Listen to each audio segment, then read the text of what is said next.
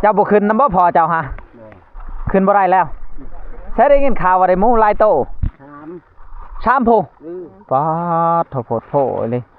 เฮ็ดไปได้จังคือมาได้ภายในพันเทียภายในก็มองถึงเราโอเคหมูอันนั้นมดชามโตหันใหญ่มดหน่อยนี่ตัวนึงหน่อยหันจักโลตัวหน่อยฮะไปว่าแค่ครึ่งเดือนปอดตัวใหญ่ตัวนึง60ตัวใหญ่ตัวนึง100ป้าย100ป้ายไผได้ตัว100ป้ายพัดมอง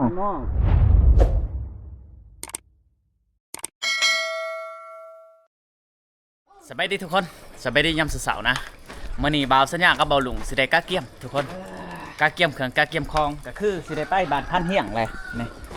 พันทองแท้พันม่องเพิ่นทาอยู่เทิงทุกคนอยู่บ้านเพิ่นพุ่นแหละเพิ่นว่าทาเจ้ามาจังพร้อมขึ้นนำกันในพันเพิ่นว่าจะเป็นลุยไปแหละพ้นก็ตกสิเฮ็ดจังได๋ทุกคนผู้ย่อยมิดลงยาวๆอยู่บักในบ่ฮู้ว่าสิความใดหรือบ่ยังบ่ทันได้โทรถามได้บ่ลุงเอ้ยได้อยู่ดอกเนาะฝนตกบ่แห้ง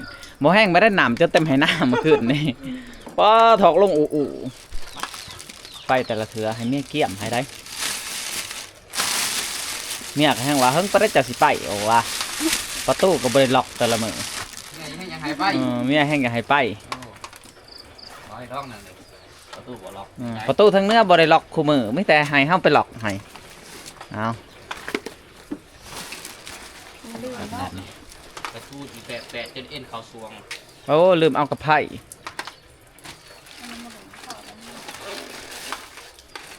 แล้วบ่ลุงเจ้าเครื่องเจ้าแล้วแหละ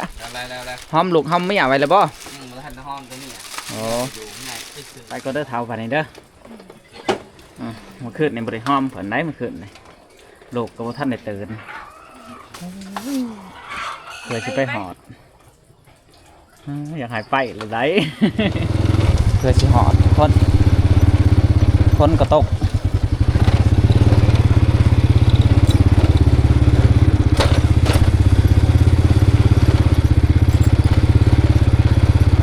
ไปทางลงพื้นนี่ได้บ่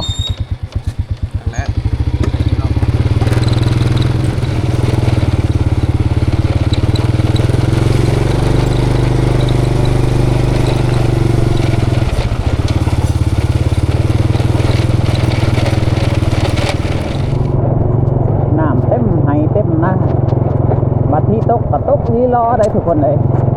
ที่เพิ่นบ่ตกนี่ก็เยอะกินควันไง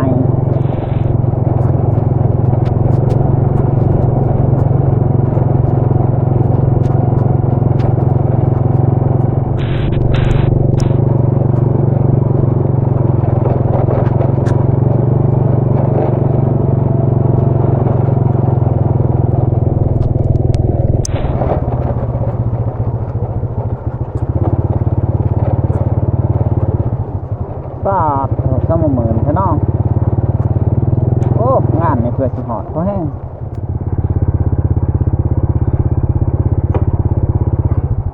เหมือนแต่มึงเดียวไอ้ตีมาก็มีคือบ่ไล่ขับเปล่าแบบมันไม่เป็นเลยโอ้ดีนะครับดีนะ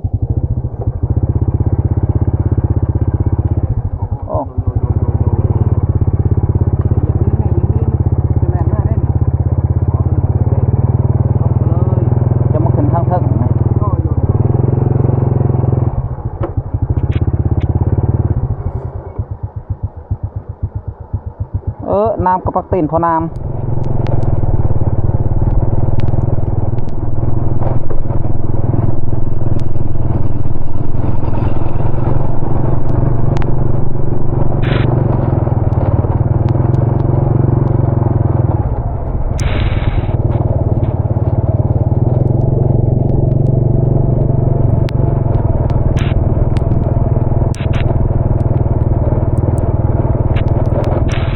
เดินทางของเฮาในมื้อนี้ลำบากขนาดเลยทุกคนเดินทางกลางไซพลจากนี้ไป5บ้านพันเฮียงนี่3ล้ออัน136ลักนี่ถ้าว่าตกฮอดบ้านพันเฮียงนี่ครับบ่มีเสื้อกันฝนนี่ป้าดแข้งใต้ทุกคนเลย แต่ว่าใจหมักสิเฮ็ดจังได๋จังได๋ก็ฝากเป็นกำลังใจให้เด้อ FC ทุกคนมันอยากลื่นได้ทุกคนหนทางยามพลนี่คันว่าขับรถบ่แข็งนี่โอ้ยลงคลองหลายเทื่อเลย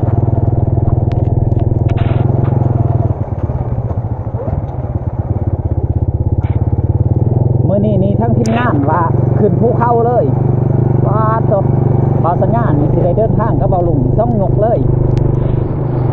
โอ้บ่ทันได้ฮอดปักไปนี่ฮะเริ่มหนาวเลยคนเลยเดินทางงามพลนี่ครั้งแรกในชีวิตของเบาสัญญาได้นี่คันว่าผู้เดียวเนี่ยบ่ไปซ้ำอันนี้กับเบาลุงก็เลยว่าเอ้าเดินล่องเบิ่งเพราะว่าทั้งทีมงานเขาจัดว่าสิท่าแต่ยังบ่ได้โทรบอกเพิ่นได้มื้อนี้เปิดเครื่องบ่ได้สิฮอดเทสะแงกไปแห้งๆทุกคนเลยเขาเจ้าบ่ความมักนี่แห้วเลยบ่เห็นเขาเจ้าหลัดมื้อนี้บ่ฮู้ว่าเขาเจ้าความให้หรือบ่ทุกคนเลยเอ้าใช้เจ้าของบ้านนี่ ของบักอีจอย บ่เห็นโอ้โห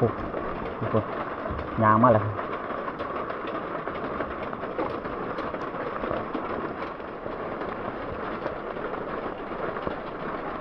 โอ้เปียกเซยคิดว่าสิบ่เปียก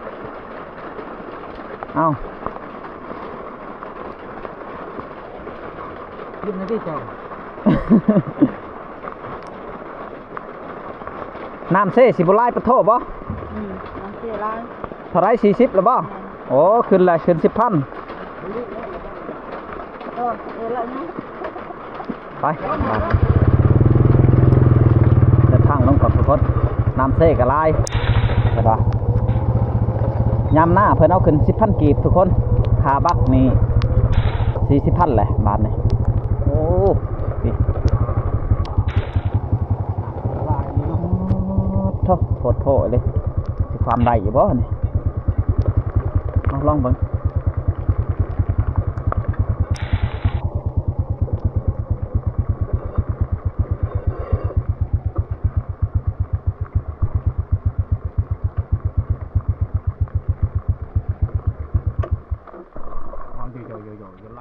ตอนนี้กำลังเคลื่อนที่บักทุกคนยังบ่ทันได้ความเถื่อเด้อันนี้เขาจะว่าน้ำบกแล้วเมื่อวานนี่ขึ้นมาฮอดพี่เลยน้ำป๊อดโธ่ตะหยานทุกคนเต็มผังเลยอันนี้จะเป็นเซมังเฮียงไล่มาแต่พุ่นแหละเซโปนเซละน้องเซกุมก้ามอันเดียวกันหมดโอ้เอาเหือหน่อยได้บานนี่ผู้ครับกาซ้ำจรวดด้วย ตึงขนาดโอ้เหือด่วนบ่เหือด่วนบ่สายด่วนโอ้สายด่วนบริการดีได้อายเพิ่นเลย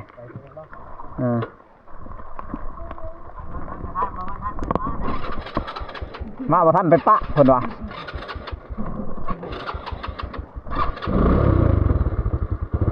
บรรยากาศก็หนาวทุกคนเฮาว่าไม่แต่เฮาได้อันไปยามพลนี่หลายคนก็ไปคือกันยามพลคือว่าแล้วคันบ่เฮ็ดบ่หาก็บ่ได้เนาะเนาะยังท่านใดจะขึ้น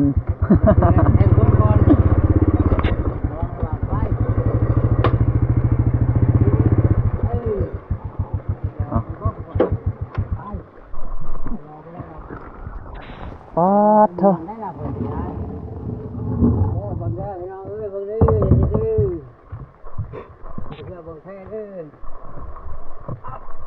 ล่องเหือล่องแพบ่คืออันนั้นงำลงเงบแท้บาทนี่มันเป็นจังไดอ่ะนี่ฮะ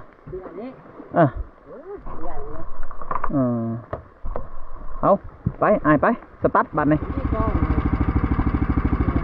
โอ้ไม่จองบริการอีกเอาไปอยู่ข้างนั้นคือว่ามันยังนักขังเดียวเบิ่งนำกันฮะแหละป๊าดโทษน้ำขึ้นเลย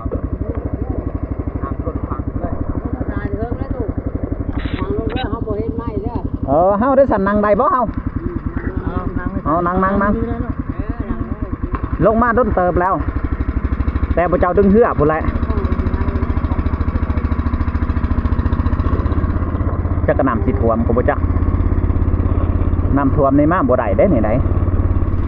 ป้าสัตว์ชำจรวดเนาะคักลีเพิ่นเฮ็ดโอ้สัตว์จาดเพิ่นว่าน้ำแห้งต้องสู่แห้งเพิ่นว่าอันนี้จะเป็นน้ำเซละน้องเซกุ้มก้ามเซโป้นลงชนิดมึดเลยทุกคนลายสาขาลายแง่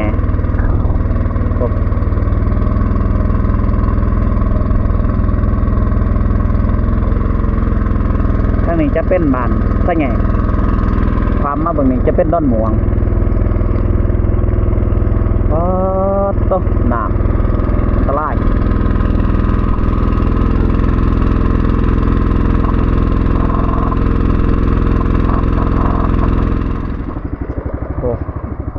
ขึ้นสูงเลยได้แห้งลีอันนี้นี่จังหวะน้ำเซ่มันขึ้นโอ้แนมแถบบ่เห็นเลยฝนตกหนักทั้งนั้น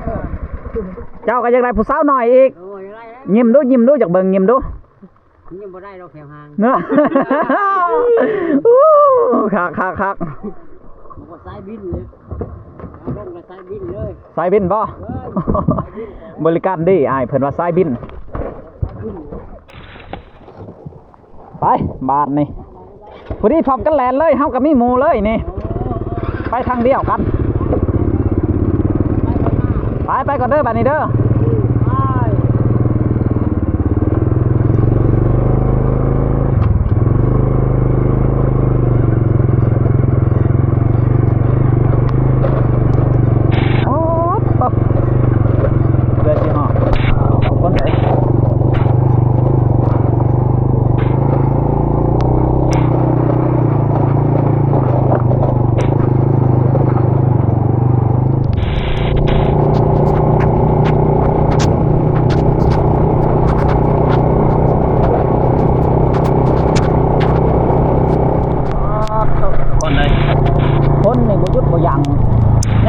ก็จะหอดจุดซุ่มดอนหาดอะไรใช่แต่ว่าถนนทางนี่มันเบื่อมืนก็ได้ทุกคนมันบุลือจุดซุ่มดอนหาดทุกคนนี่กับบุยุทธ์บุยังไหมตกลงมากตลอดเริ่มแห้งขึ้นแรงมากกว่านี้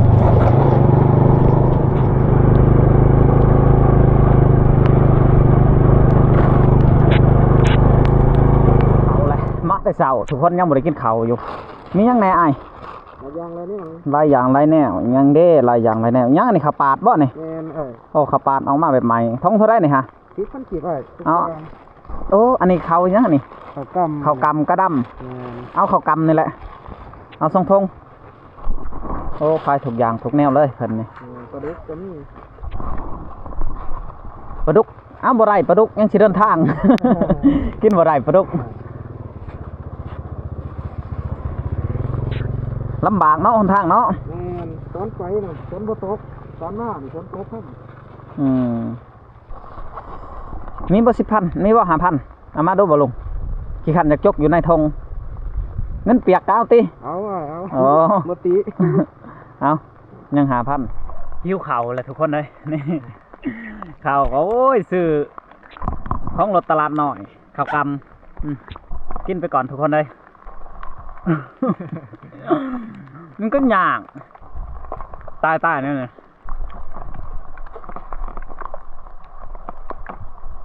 กินน้ำกับไข่แหล่เลยแหล่บ้างพ้นน้ำเนี่ยเห็นปะนะกินข้าวทุกคนยังท่านในโทรบอกท่านท้องแถบ่ฮู้ว่าเพิ่นขึ้นป้าหรือยังบางทีเพิ่นโทรมาว่าเป็นยังได้บ่าวสัญญาคือบ่เปิดเครื่องเนาะพูดแล้วฮอดบอลมีสัญญาณจังสิโทรหาเพิ่นกำลังฮอดบ้านมองไทยทุกคนเลยให้บอลลงไปซื้อน้ำก่อนบ่ได้ฮะแคนเขาอะไรเอาน้ำเนี่ยมีน้ำอยู่วะเอาน้ำตุ๊กหน่อยในตุ๊กนึงซื้อน้ำก่อน กินข้าวบ่ได้กินน้ำทุกคนเลยเฮ็ดแคนเขาอยู่เงือกยันบอลลุงตีทั้งล่างกับพอแห้ง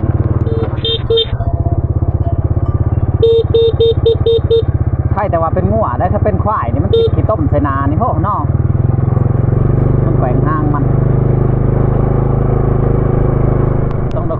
คอยมาได้บานนี่มันอยากเปื่อนแล้วค่อนข้างโอ้ยเมื่อยเลยทุกคนเลยเมื่อยคักเลยบาน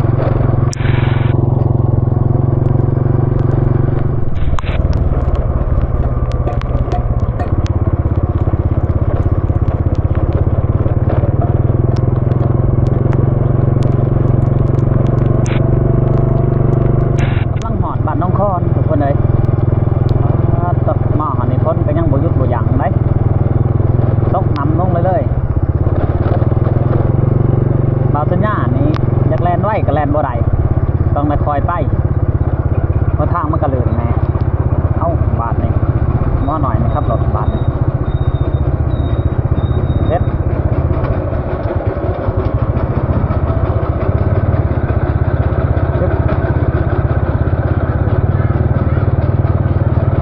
เดี๋ยวไปก่อนเด้อ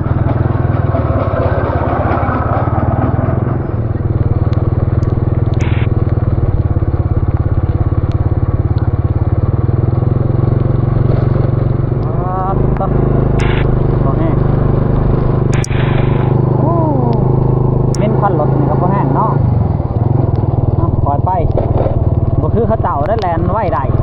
รถมันไม่สีค่ารถเท่ากับมี2ค่าหอดทางดำในบ้านนี้ก็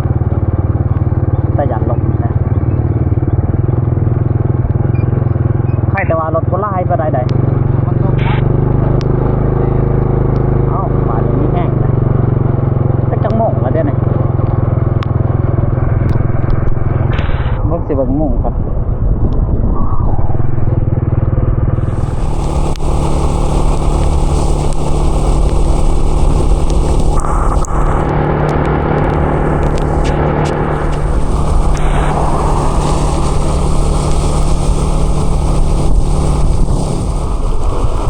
เสื้อเนื้อทั้งไงพาฟังทองคนนี่กับโบเอื่อนไหมยังลิ้นอยู่ตลอด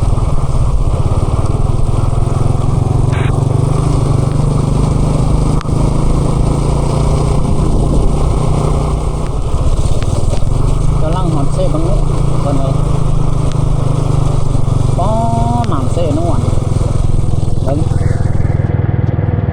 มันก็เลยลายเลยทุกคนเลยหนังเซนวนน่าจะฝนตกแห้งทั้งภูเขา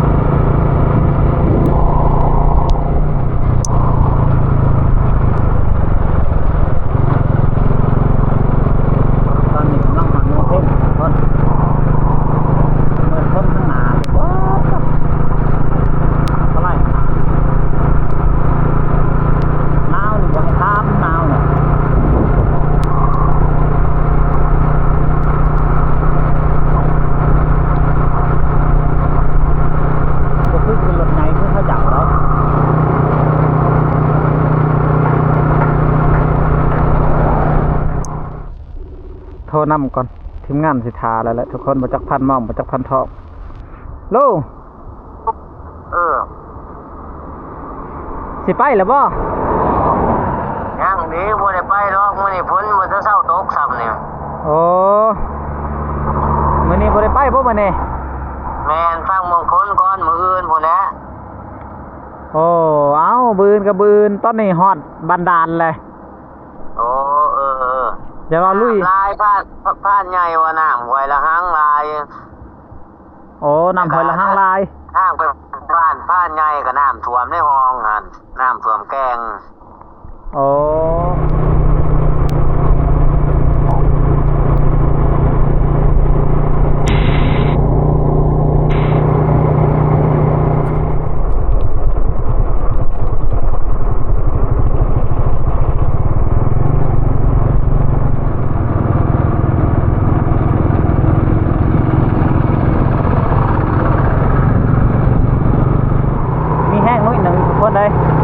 คนเดือดเลยได้ยินไอ้แดดเข้ามาหน่อยหนึ่งส จนเส้นเมื่อใดตอนนี้กำลังหอดบ้านผู้ดาวแจงยังอยู่ใกล้กับเจ้าหอดบานดาลเลย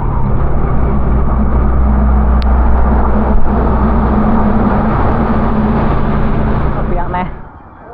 เอ้ยบอกเขาเปียก กินข้าวกับทุกคนบัดนี้ฮะเธอเกาเอา2 ถ้วยมาบ่ลงมากินข้าวกินน้ำก่อนจังไปต่อบ่ได้กินข้าวแต่เช้านี่ทุกคนเลยแวะกินเพิ่มก่อนทุกคนเลยจะได้เบาลงหิวข้าวหรือบ่ หิวเขาตอนนี้ว่าสิไปกินอยู่เพื่อนพันเฮียงไปบ่รอดทุกคนหิวแห้งมาแต่6 โมงผมมันทางมันเปื่อนเดี๋ยวนี้ก็จังโมงล่ะ10 โมงป้ายเลยเขา11 โมงเลย มาแต่6 โมง ทุกคนบ้านเนี่ยหลังจากกินข้าวกินน้ำแล้วก็เดินทางต่อทุกคนเลยสิเข้า11 โมงเลยมาแต่6 โมง6 โมง7 โมง8 โมง9 โมง10 11ป้า6 ชั่วโมงทุกคนเพราะว่าเฮาแล่นรถช้าเฮาแล่นไว้บ่ได้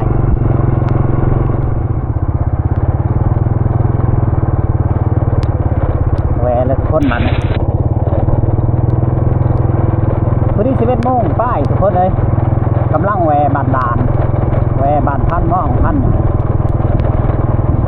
ว่าสิได้ขึ้นผู้มีทั้งในท่านเพิ่นว่าบ่ได้ขึ้นมื้อนี้น้ำลายสงสัยอัน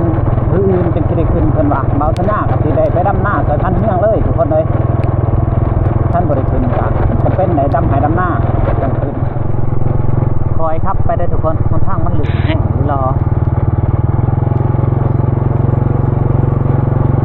เดินทางมา7 ชั่วโมงป๊อดทุกคนเลย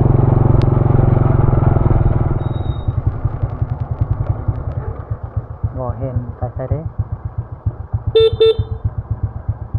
เม็ดอิ่มซิมทานท่องไปใส่อยู่หน้าบ่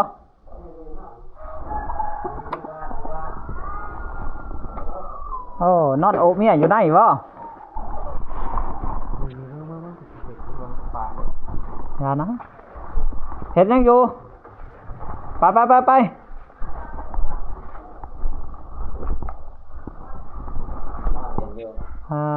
เถอะได้ว่าสิไปมื้อนี้แหละเป็นได้เปลี่ยนแผนแหละ โอ้ยคนกำลังเต้าตองหนึ่ง ถ้าฮู้จักว่าสั่งก็บ่ได้มาแล้วมื้อนี้หักก็ดีคือกันสิไปหาดำนาเลย อื่นไปแต่เช้า มื้อนี้ไปแต่เช้า มาที่เขา พันใหญ่สิมาสีขาวบ่โทรบ่ติดดอกบ้านเราบ่มีสัญญาณ โง่คนออกเครื่องใหม่11 ล้าน พันใหญ่หั่นได อ๋อ โอ้ เอาเครื่องไม้แล้วคักถอดแล้วคนถอดหน้าแล้วตอนนี้ว้าทุกคนยังลำหน้าอยู่ทำคุบอยู่บักเกิบบักไล่เมสซี่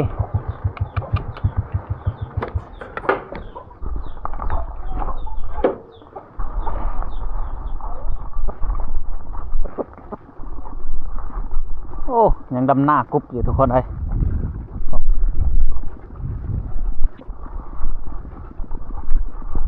พันต่อมอีแม่บ่เห็นแต่พันเฮียงเมื่อบัดนี้แล้วก็ไปจัง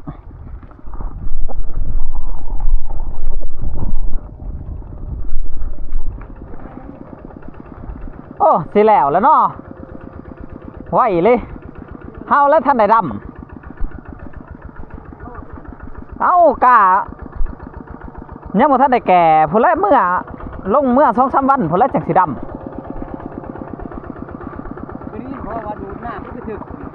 ดูดเมื่อวานนี่ ดูได้ยัง มันบ่มีน้ ดูดำ ำบ่ดูดเสตะกาไปตกโตมันอยู่สูงใช้พันเฮียงเมื่อไรอยู่เฮือนเห็นยังอยู่เฮือนเอาไก่นี่ น้ำเถอะ ปล่อยกระยามันตีกันเห็นหม้อนั่นแบกเลื่อยอยู่ ไปตีบ่ ไก่ตีเอา กันเนี่ยคือผิดทุกคนน่ะ เชี่ยวกาดน้ำเราแล้วกาดเราเรือ ใช่ กาเฮาหันบ่พอหน้า กับบุพเพแล้วนี่ เฮ็ดหางเคงเงอยู่เจ้าบ่ขึ้นนำบ่พอเจ้าฮะขึ้นบ่ได้แล้ว ใช้ได้ยินข่าวว่าได้หมูหลายโต ถาม ชามพูป๊า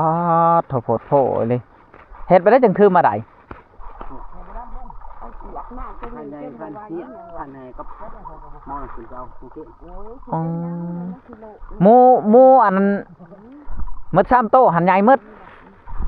หน่อยดีตัวนึง น้อยหันจักโลตัวหน่อยฮะ ไป ว่าแค่ครึ่งเดือน ป๊าด ตัวใหญ่ตัวนึง60ตัวใหญ่ตัวนึง100ป้าย ลอยป้ายไผได้โตลอยป้ายพัดมอง มอง เพิ่นไปได้ในใช้อันน่ะฮะ อันนี้นะบวกเตยบอลช่องยิงมันตูดลงห้อง โบกเต้ยใช่โบกเต้ยบ่ได้ อ๋อในตีนผมมันเดี๋ยวบอลลงไปใส่กบมือไหมฮะ โอ้โอ้ทหารโหลดเพิ่นได้ฮะบอลเฮาจับกบฮะ เออ ป๊าดเถอะมันกินนี่ช่างแหละ กูเห็นมึงจากอื่นกูเห็นว่ายัดกินจบอื่นเลย โอ้จะกินหนึ่งจะได้ขักอยู่บ่บ่ขึ้นน้ำบ่ผูนี่ คุณจะได้ นั่นแล้วพุ่น หน้าแหละคุณแหละ ป๊าดเถอะ จังสีเริ่มต้นใหม่ เริ่มต้นใหม่ยังไม่ใช่บ่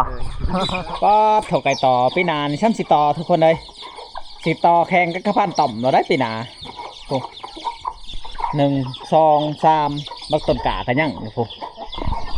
เดินทางมาพอดีอันมา6 โมงเช้าฮอดที่12 โมงป้ายทุกคน6 ชั่วโมงสาแห้งลิรอเมื่อยบาดนี้จะบ่ได้กินข้าวเช้ามากินเพอกับเบาลุงอยู่ในบัดแบงนี่ลงบ่ได้ขึ้นผู้ทุกคนได้มื้อนี้พูดแหละทั้งในผ่านเพิ่นว่าบื้ออื่นพูดแหละจังสิได้ขึ้นมีแต่ว่าเฮาสิได้หน้าสักให้พอซอยเขาพันต่อมก่อนทุกคนทุกคนสำหรับวิดีโอนี้ก็บ่มีหยังหลายจังได๋ก็ฝากไปติดตามพี่หนาจังได๋ก็ขอบใจ FC ที่เบิ่งแต่ต้นจนจบสำหรับคลิปนี้ขอกล่าวคำว่าสบายดีและสวัสดี